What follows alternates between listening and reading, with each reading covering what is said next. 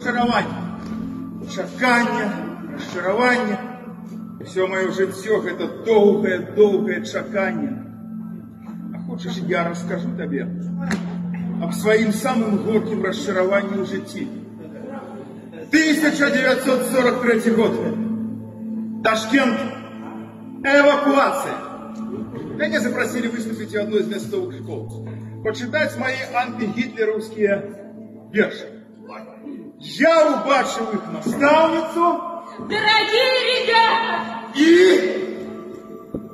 сегодня народный поэт Белорусской ССР прочитает нам свои новые стихи, посвященные мужественной борьбе нашего народа против фашистских захватчиков. Просим! Ногу заняло. Я був вже мужчина, якому було амаль, але ж я чував.